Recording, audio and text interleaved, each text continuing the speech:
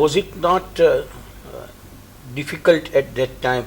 કારણ કે જે કહેવાતું હતું એવું આપ જેવું બહાર નીકળો શેરીની બહાર કે શાળામાં જાઓ કે વિદ્યાર્થીઓ સાથેની થોડીક પ્રવૃત્તિઓ થાય તો સામે આપણને કાઉન્ટર પણ એ વખતે થતું હોય. હાજી. કે માતાશ્રી દ્વારા જે વાત થાય છે એનું એટલી સરળતાથી આ શક્ય લાગતું નથી. તો એવી ગડમથલ પણ રમેશભાઈએ અનુભવી હશે ને? ખૂબ પડેલા. હા, એટલું જ નહીં, પણ જીવન દરમિયાન પણ જેમ આરોહ અવરોહ ઝંઝાવાતો, સમ સાયક્લોન્સ, યસ યસ, સમ હરિકેન્સ, એ જ્યારે આવ્યું ત્યારે પણ અંતે તો એ જ વાત આવીને ઊભી રહી હતી કે આપણે જે સાંભળ્યું હતું પણ પૂર્ણ રીતે સમજી નહોતા શક્યા. માત્ર કર્ણ દ્વારા થોડા શબ્દો ગયા હતા, પણ સદનસીબે જે ખોરડામાં રહેતા હતા એ ખોરડામાં રહેતા અન્ય આત્માઓ એનો વ્યવહાર, એની વાણી, એનું વર્તન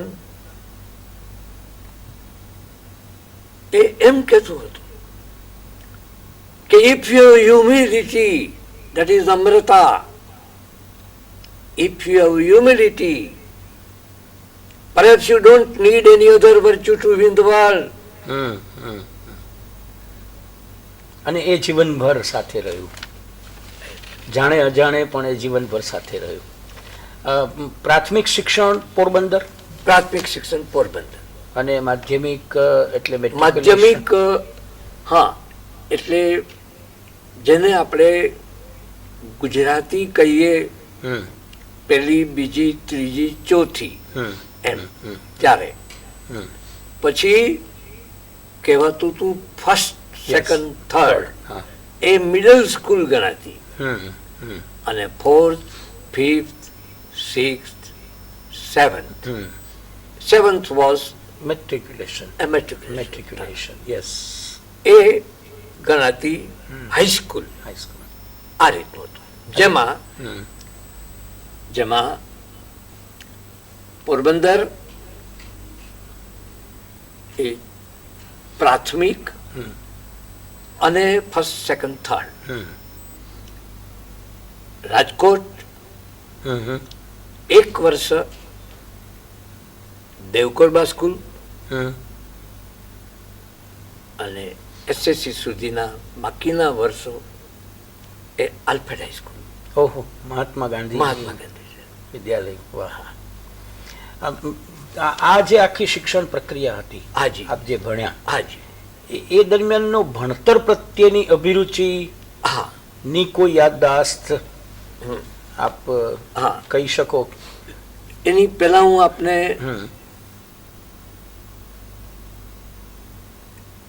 એ કહેવા ઈચ્છું કે પિતાશ્રી જ્યારે હું આજે જેને 8મું કહીએ છીએ અને અમારું ફોર્થ કહેવાતું, એ વર્ષમાં જ્યારે હું પ્રવેશ્યો ત્યારે એક દિવસે એમણે આજ્ઞા કહો તો આજ્ઞા, આદેશ કહો તો આદેશ, આજથી તું મારી સાથે અડધો કલાક અંગ્રેજીમાં વાત કરીશ. એવું જાહેર કરી દીધું? એવું જાહેર કરી દીધું. ઓહો. અને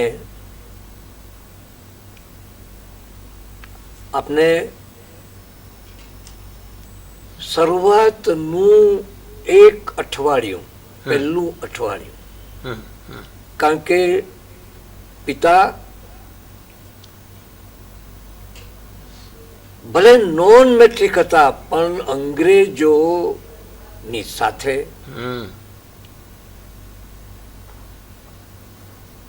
વહીવટી કાર્ય કરેલું હોવાને કારણે હમ હમ હમ અને અંગ્રેજી વિશેષતઃ હમ એની કરેક્ટનેસ હમ માટે એનો આગ્રહ હમ એમણે શરૂઆતનું પહેલું અઠવાડિયું હમ જે ગયું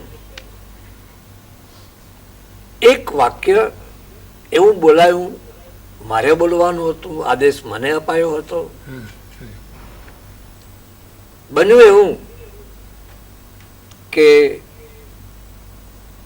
અમારા કાકા ઘરે આવેલા, થોડો દિવસ રોકાયેલા, રમૂજી પ્રકૃતિ વાળા, હમ એક એમના ગમન બાદ હમ હમ પિતાની સાથે વાતચીત દરમિયાન હમ એવું બોલ્યો કે his company gave me great joy. ત્યારે પિતાએ હમ હમ કહ્યું કે દીકરા, તને આનંદ પડ્યો, સૌને આનંદ પડ્યો. જોય શબ્દનો તે ઉપયોગ કર્યો તે યોગ્ય કર્યો, પણ હું તને એ પૂછવા માંગુ છું હમ હમ કે આપણે ક્યાંક બહાર પરિભ્રમણ કરતા હોઈએ હમ હમ ફ્લાઇંગ બર્ડ્સ, ઉડતા પંખીઓ, ફ્લોઈંગ રિવર્સ, વહેતી સરિતાઓ, ડાન્સિંગ ફ્લાવર્સ, ડોલન કરતા ફૂલો પુષ્પો, કોઈ અદ્ભુત એવું શિલ્પ, આવું તમને નિહાળવા મળે હમ તો તમે આ જોઈની જોઈ. જગ્યાએ હમ તમે શું શબ્દ વાપરશો? ઓહો, કમ્પેરેટિવ હાજી હાજી હાજી comparison from a very small હાજી statement. હાજી હાજી એમણે શરૂઆતમાં હમ હમ પોતે જ એવું કહી ચૂક્યા કે જે આનંદ દિન પ્રતિદિન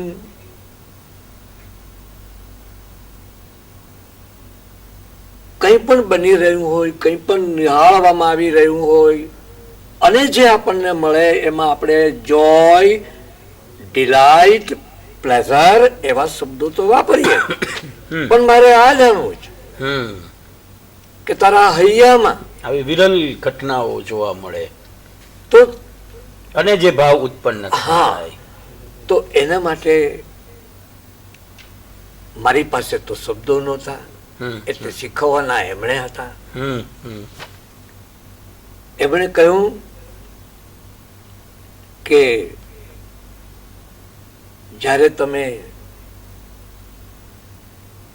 કુદરતી સૌંદર્ય ના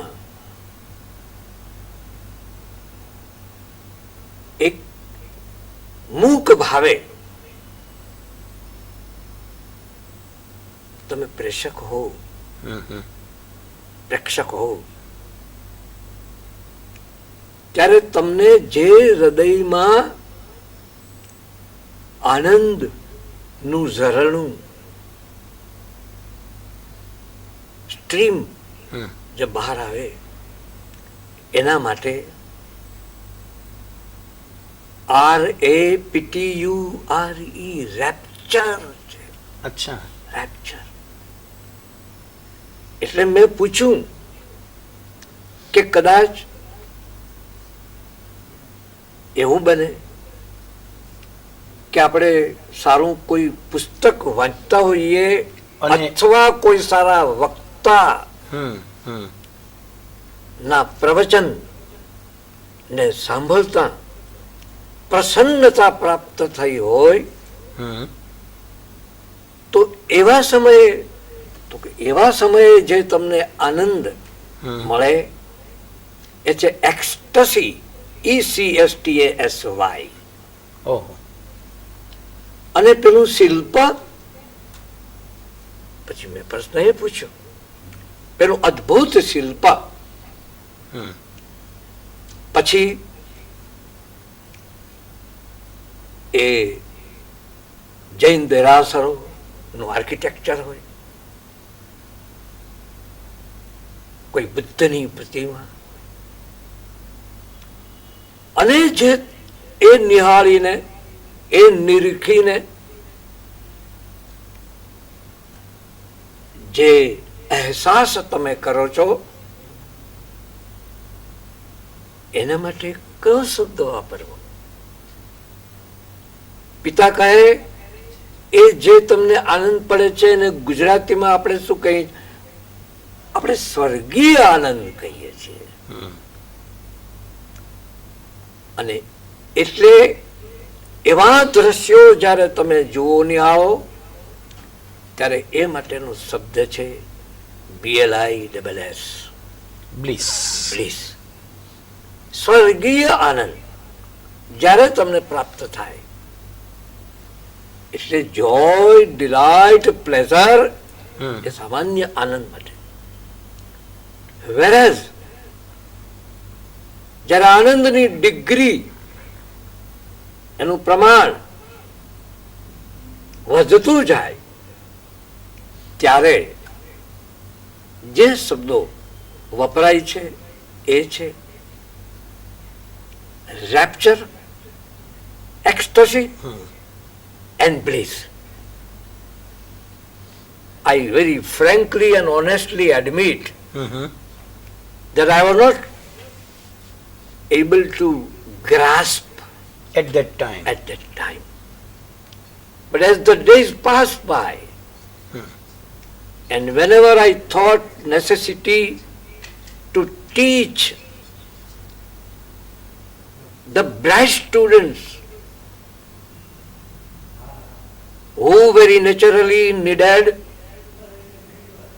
some help and guidance to improve their English, any flair,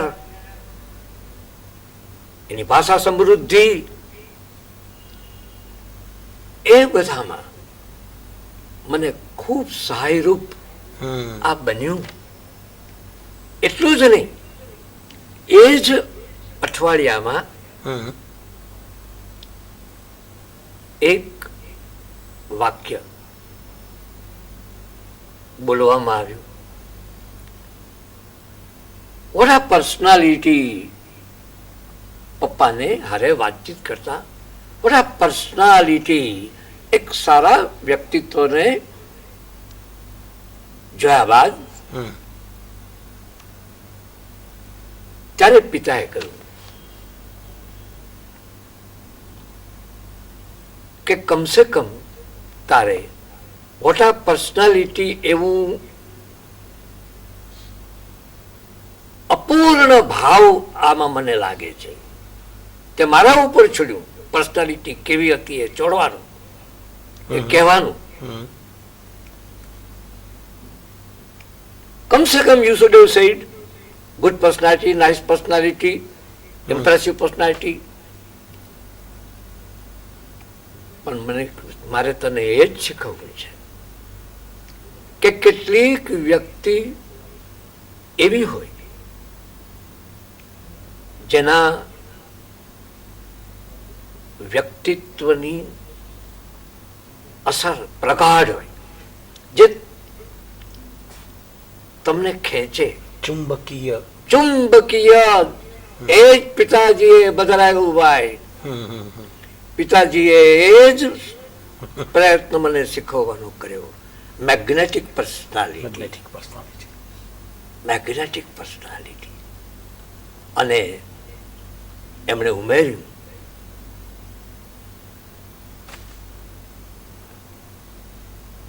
બધાભાઈ, પિતા કહે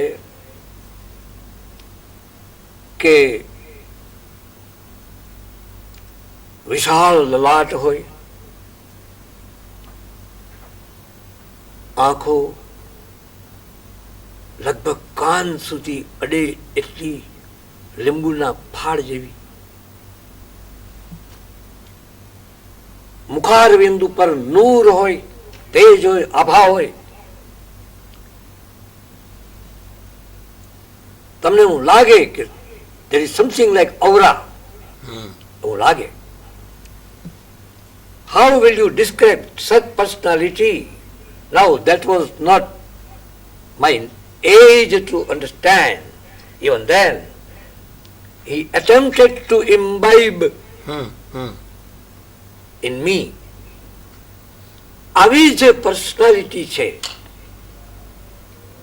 known as August personality, AUGUST, આપણે મહિનો જે છે ઓગસ્ટ, એ પર્સનાલિટી સીધો સાદો અર્થ થતો એનો ભવ્ય ગ્રાન્ડ એવો જ થાય, પણ એપ્રોપ્રિએટ યુસેજ ની વાત જે મારે જીવનમાં મોડેથી આવવાની હતી, એપ્રોપ્રિએટ યુસેજ,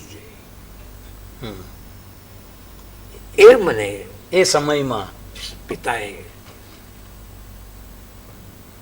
આમ થયું. રમેશભાઈ, એવું ન બને કે આજે આ વાત પછીના વર્ષોમાં હાજી આપને એવું ફીલ થયું કે આ તો ખજાનો નાનપણમાં આપણે પ્રાપ્ત કર્યો હતો હાજી અને હવે એ આપણે ખોલી રહ્યા છીએ? એવી જ અનુભૂતિ થઈ, એવી જ. પણ એ વખતે અઘરું લાગ્યું હોય કે થોડો ગમો અણગમો રહ્યો હોય કે એવું, કે ઘણીવાર એવું બને કારણ કે આપને બે આયામો મળ્યા, માતાશ્રી દ્વારા અનૌપચારિક રીતે સંસ્કૃત, આપણા શાસ્ત્રો, એના બધા મૂલ્યો, નીતિ કહેવામાં આવ્યા, ધીમે ધીમે જીવવું કેમ એ આપ અનુભવવા લાગ્યા. અને પિતાશ્રી દ્વારા જેને ઇન્ફોર્મલી ફોર્મલ એજ્યુકેશન કહીએ, કારણ કે the way in which you described, એના ઉપરથી એમ લાગે છે કે it was more than a classroom, more than a classroom. તો એ વખતે કદાચ એવું લાગ્યું હોય, 8મું ધોરણ આપે કહ્યું, હાજી 8મું 9મું હાજી ધોરણ, 8મું જ. હા, એટલે માનો કે 13-14 વર્ષની હાજી આપની વય, હા, એ વખતે ક્યારે એવું લાગ્યું હોય કે આ અઘરી વાત થઈ રહી છે, એવું પણ આપે અનુભવ્યું હોય? મેં આપને કહ્યું ને કે જરૂર મને એવું લાગતું હતું કે આ શબ્દો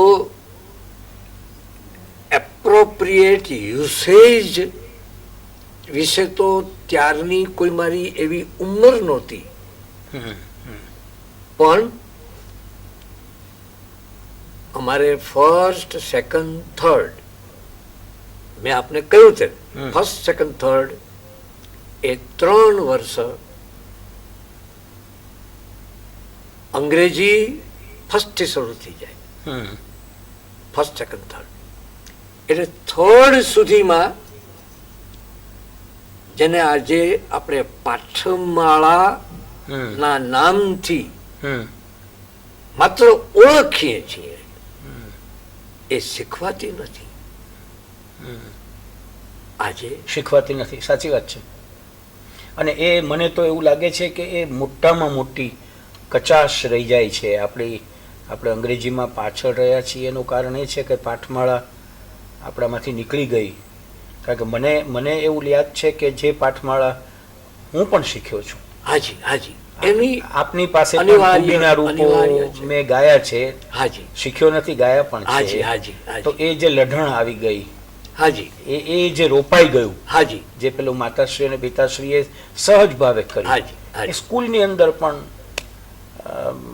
હી સી ઇટ ઇઝ વાળી જે વાત હાજી આવી હાજી હાજી અને એ ખ્યાલ આવી ગયો એમ કે ત્રીજો પુરુષ એક વચન એટલે કેવી રીતે બોલાય, હા એ અત્યારે નીકળી ગયું છે. હાજી મને એક બીજું વાત બહુ આનંદની એ જાણવા મળી રમેશભાઈ કે અત્યારની એક બહુ મોટી સ્ટ્રગલ ચાલી રહી છે, કયા માધ્યમમાં બાળકને ભણાવવું, માતૃભાષામાં કે અંગ્રેજીમાં. અને મને એમ છે કે ઘર ઘરનો સંતાનો માટેનો આ સંઘર્ષ અત્યારના માતા પિતા લડી રહ્યા છે. જે આપે શરૂઆતમાં વાત કરી એના ઉપરથી એવું લાગે છે કે માતૃભાષામાં આપનું શિક્ષણ થયું, પણ અંગ્રેજી એક ભાષા તરીકે સબળ રીતે ઘરના વાતાવરણમાં એવી રીતે શીખવવામાં આવી કે જેથી કરીને એક ખોટ ન રહી, ઉલટાનું એવું બન્યું કે એક મોટી પૂર્તિ થતી ગઈ.